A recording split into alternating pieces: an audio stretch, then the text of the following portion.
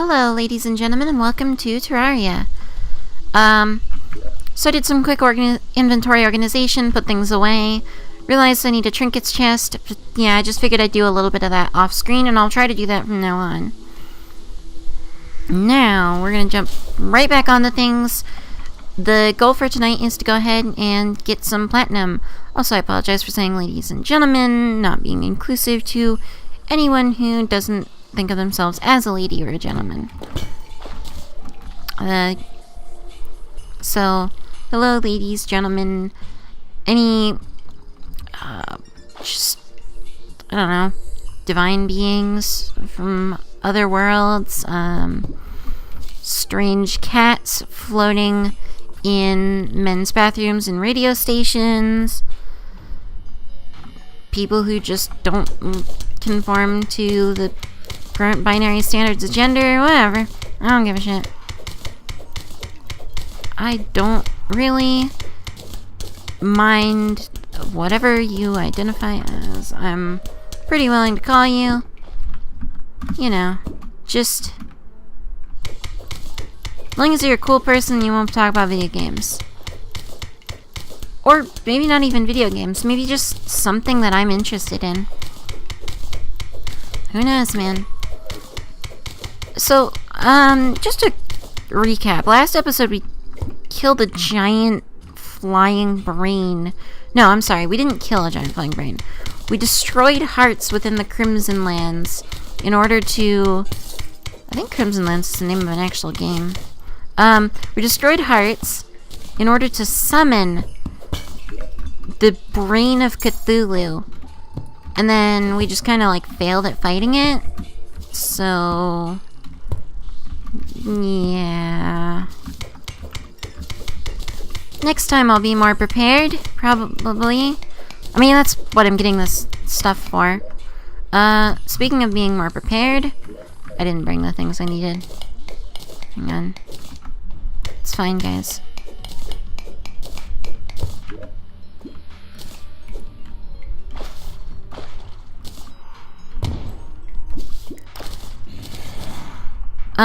Yeah, speaking of being prepared, I bought bombs. That way we can mine easier.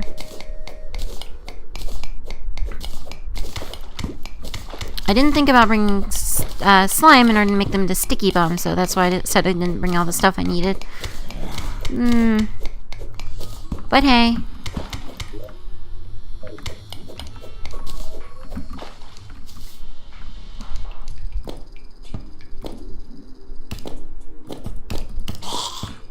Yes, we got a new gun. Oh, now we finally get a hook. Thanks, game. After I've spent all 15 of my emeralds.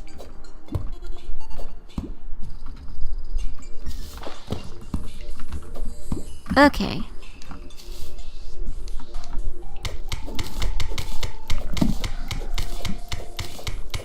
Onwards and downwards we dig.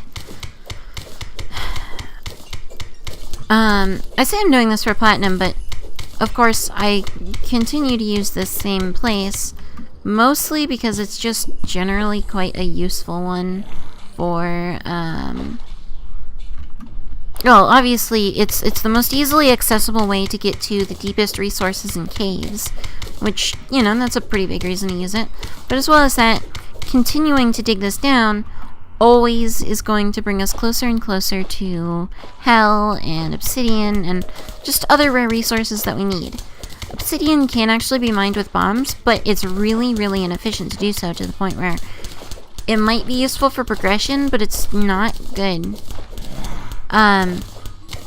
It's because obsidian, the way it forms, is lava being cooled by water.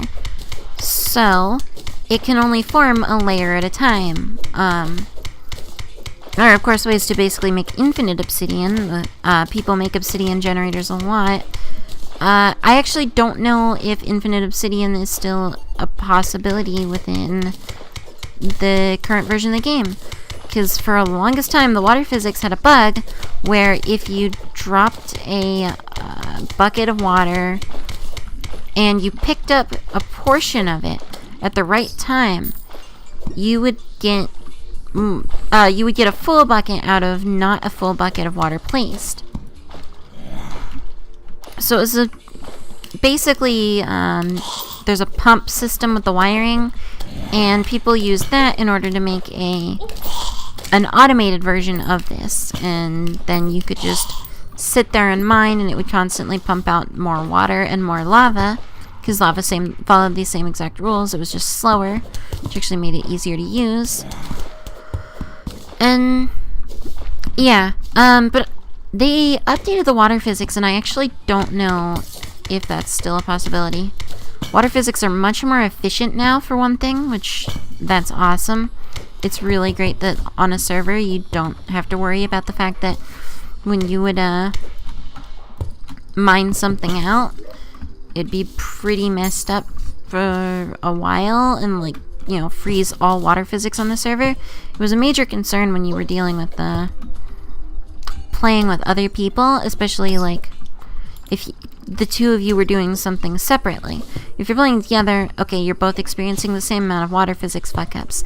If you're playing separately, you have this whole bad time of dealing with both people trying to do something. And one of them could just be working on, you know, something with the water that you're now freezing. It was really useful, though, because flooding those caves the way I've been doing was not just useful to divert the water, but it entirely froze it. So you could just keep falling and, like, you know, digging normally as if this wasn't an issue. Which was really, I mean, I guess it was kind of entertaining, but at the same time it was kind of, you know, a massive bug. And I think that it's pretty nice that they fixed it, you know. Moving to their actual intentional design and whatnot is good.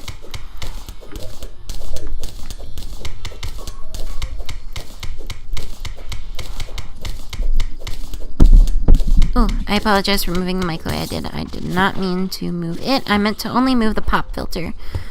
But the two are kind of together, and I expected the pop filter's attachment thing to be more malleable than it was, and yeah.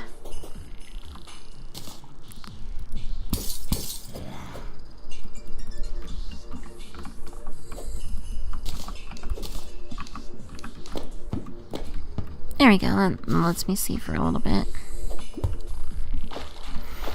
I think the water makes for an interesting time with lighting, because it's actually quite difficult unless you get glow sticks to manage the lighting, which kind of means that part of your depth mining is actually limited to either doing less of it or to making progression in the game in an interesting way, because you'll need to have found jellyfish. Also, I was pressing F instead of E there. You'll need to have found jellyfish or gotten the merchant in order to continue mining. So it promotes the idea that this mining is getting a little tedious with dealing with all this water, because you currently don't need to be mining this much. Or it's getting tedious to deal with trying to see with all this water, and because it adds one extra step there. It's a clever piece of it is a small yet clever piece of game design. You'll find that I enjoy a lot of those in this game and other games. Interesting fact about this episode, by the way. By the end of it, this being episode 12, if I'm not mistaken, I could be mistaken, but I don't want to interrupt just to pull up, you know, my file explorer and go check that out.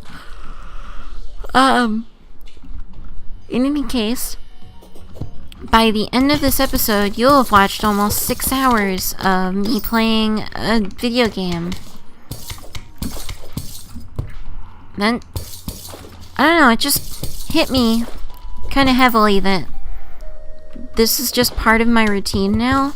Ooh, sapphire. And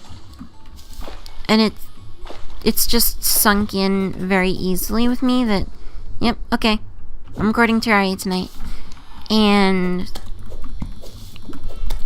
that, like, I'm just gonna rack up so many hours in this game because it's just fun to play, and I'm gonna play it for, you know, half an hour to an hour every night. Well, usually an hour. Not every night, but an hour every other night. So it's weird to just think about a game that way.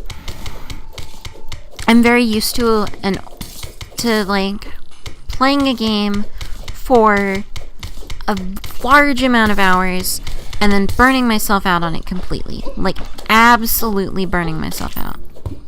Like, for example, Warframe, I'm actually feeling that on. I've racked up probably somewhere near 400 hours in Warframe, and like, I got really into it and found it to be really fun, and then lately I just haven't had the drive to play it. Just not one bit. In Terraria, I've gotten that way about a multitude of times. Yeah.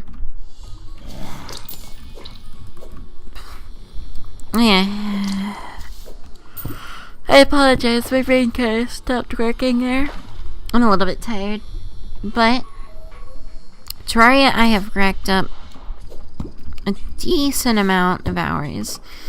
And not all of that time has been, you know, through Steam. Because for quite some time, I've, you know, played Terraria on, you know, friends' computers and those sorts of things. And just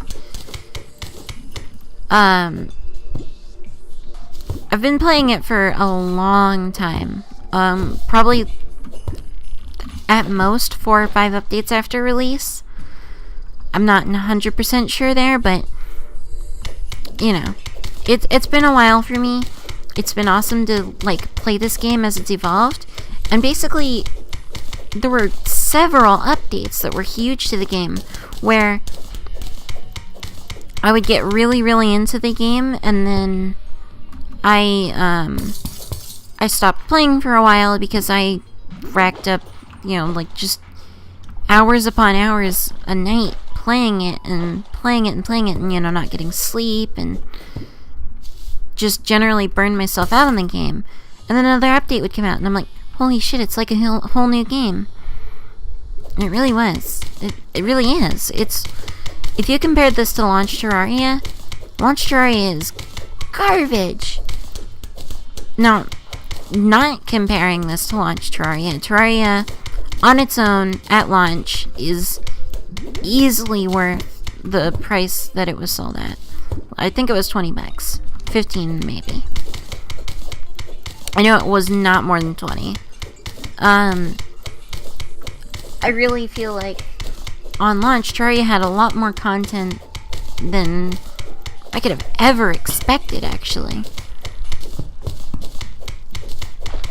There was, and I mean, all that Terraria had on launch was, well, actually this ice biome was not in the game. Actually, ice in general, weather in general, man, there'll be a lot of things that I'm just gonna like point out, and I could say, yeah, that was not in the original game. Slimes, zombies, and skeletons are some of the few things I can rely on here. And I think that's really appreciable, that there's been so much added to the game, and never a single bit of it was extra and paid for. Every single bit has been free to download if you already own the game. It is an incredibly good value for money game, in my opinion. If you don't enjoy the game, or, you know, this genre, I don't have a name for this genre, but you know, I just kind of consider it like this side-scrolling adventure, like, sort of platformer type thing. Like I said, no good names for it. But if you don't enjoy this, then yeah, of course this isn't going to be good value for money, because yeah, you pay for a lot of content, but it's not the content you want. And obviously that's completely fair. That's, you know, that's how video games work.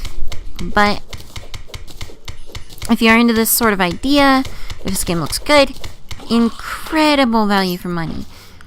$10. I'm pretty sure it's $10 on Steam right now. Maybe 15. And like, it goes on sale all the time. You can get this game for $1. And the content is just what? Oh my god. How? How is there so much?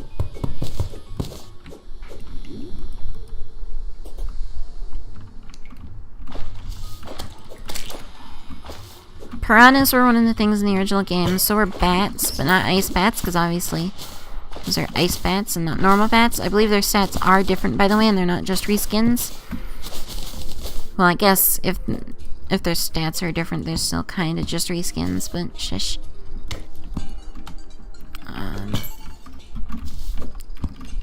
I think playing Terraria for me was really magical, because I think for the longest time, like, I played to endgame several times and still find new content that I haven't found before. And I'm experiencing that even now, because there's just so much more.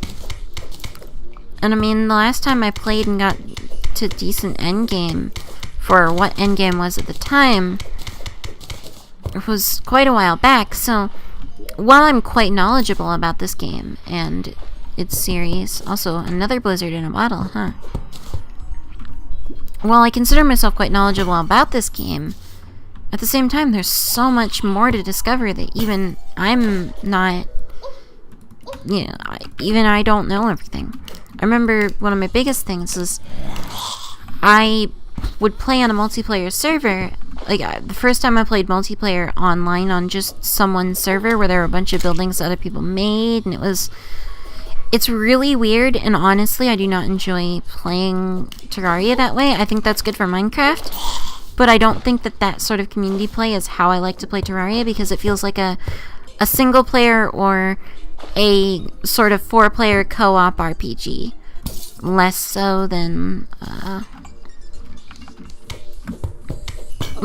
like just a community building game. I think there's still value to that, and that, you know, obviously other people can play how they want.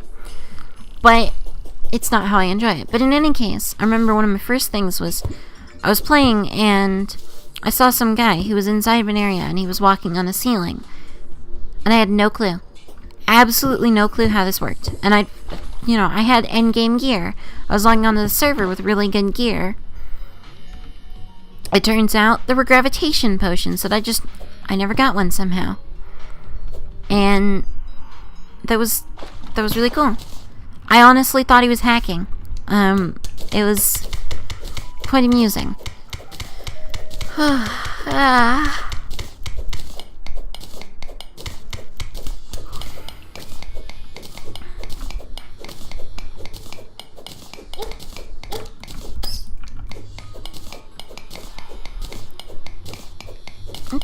It's memories like that really remind me that there's just always more. Like, I think even in this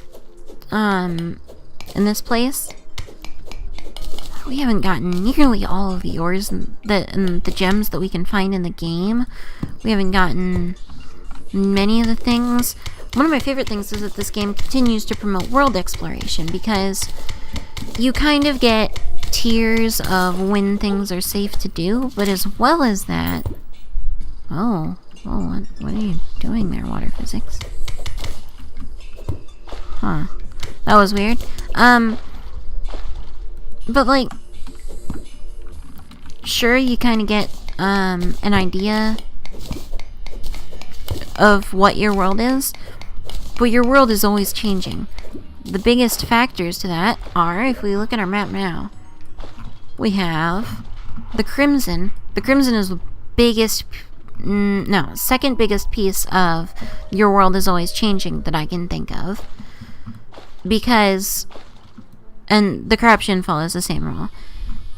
Because the Crimson right now, it's static, but if this jungle were not blocking it off and there were, normal trees, like, I'm sorry, if the jungle, I think I already said the jungle. If we move the map over from this jungle, you see how the grass gets brighter green there, and I apologize for zooming the way I am. This sort of area, if it were surrounded by this would just slowly burn away until it was just desert and whatnot. And I think it's that sort of thing that really helps promote, like, yeah, you keep continuing to maintain and explore your world because it's constantly in flux. And another big thing was, you'd have, if you were, paying attention last episode, you'd have noticed that we got these messages about how a meteorite has landed. Now, I touched on this, but that creates a whole new set of blocks in your world, which, again, if we look at this map updates only as we've been to places, so... Oh, it's just a Viking trying to knock down a door. So, nowhere on this map am I going to see where that went. So I explore. And I think that's nice. I really appreciate that in games. The fact that continuing to keep traveling in your world continues... I said continues too much in that, but it stays important. And it's good.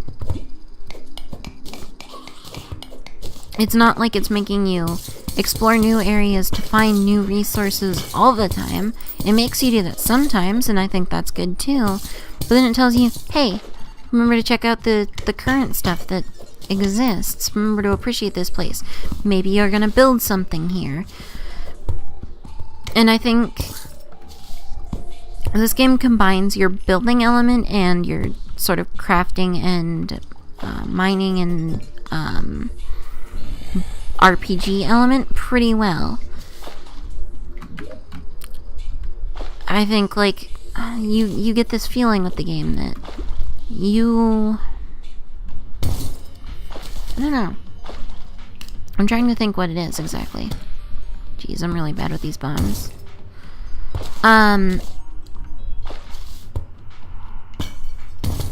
Well, we blew the door open.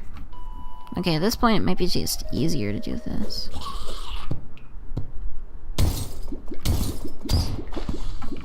Well, we killed that, so there we go. Oh, shit. It's Jack Skellington.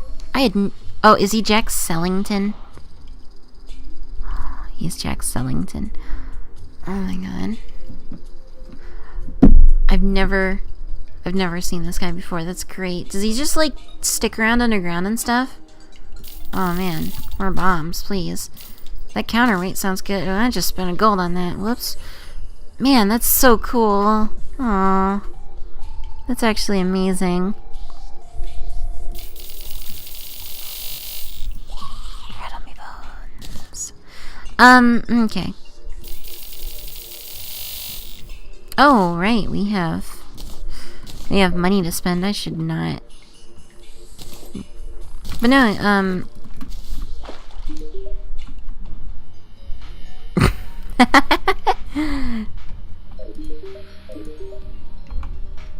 oh man, that's really great. I lost my train of thought because Jack Sellington. I had no clue. I had no clue this was in the game. Oh, Redigit, I love you. I love puns. Okay. So again on the discovery topic, I guess, because, yeah, no clue. Never knew that was a thing. That's great.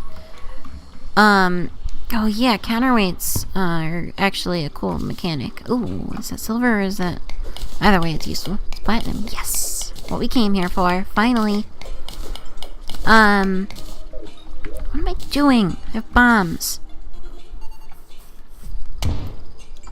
Look at that. There's no more on there. No more or no more. There ain't no more ores. There's gonna be no more ores there. I'm really glad I jumped away from that because, wow, I forgot that dynamite does so much. Jeez.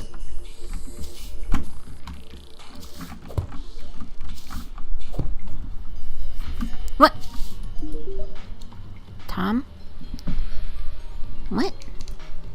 they're just gonna show up?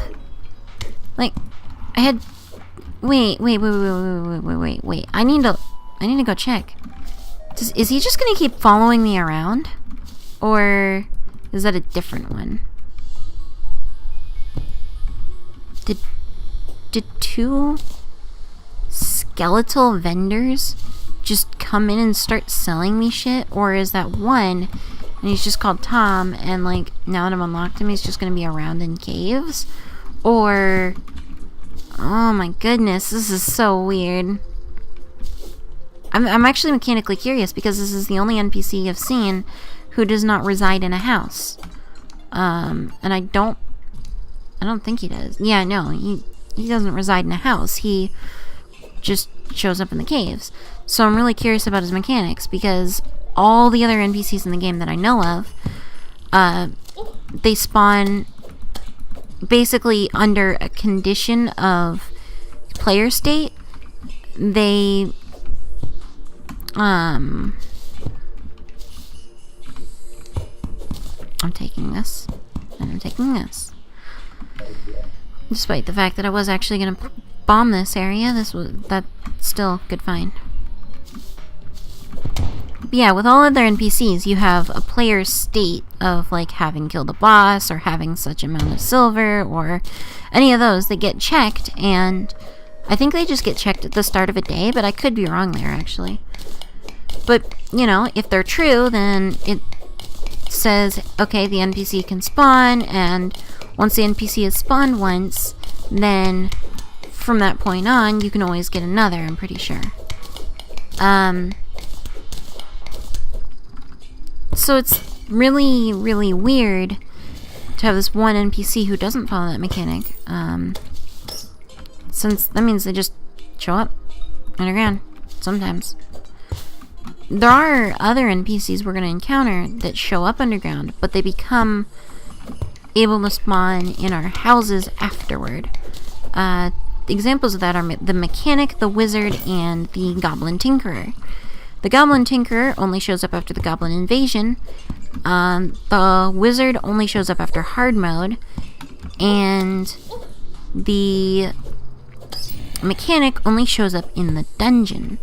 So we have to kill Skeletron to get the Mechanic, but she drops all the wire stuff so we can really start getting into mechanics and, well, I mean, I'm pretty into mechanics, but anyway. You know, getting into the wiring and circuitry side of this game, as well as, like, just, you know, having fun.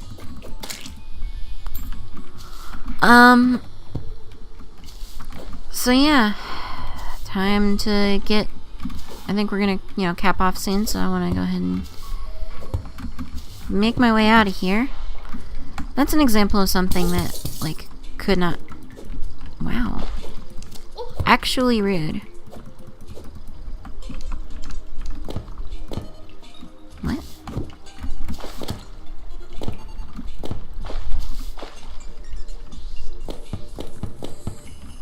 Okay, fine. Anyway, I had a whole bit where I was jumping up and down around and stuff. That was a good example of where the movement system changed completely because I actually have the, oh, ow, my back, the ability to move the way I do. If I couldn't double jump and I couldn't grapple hook, then doing what I did to get around a ledge like this, that couldn't be done. Just outright, I wouldn't be able to get around that without placing ropes. So it's really, really nice. But I'm not going to delve too much into Terraria's movement system, because there's a more important thing to talk about, and that's what I'm doing this for. As well as just solely for your entertainment, I am, you know, doing this for the cause of trying to get you guys to donate to charity. The charity, the charity Extra Life specifically. I apologize for stumbling over my words a little bit there.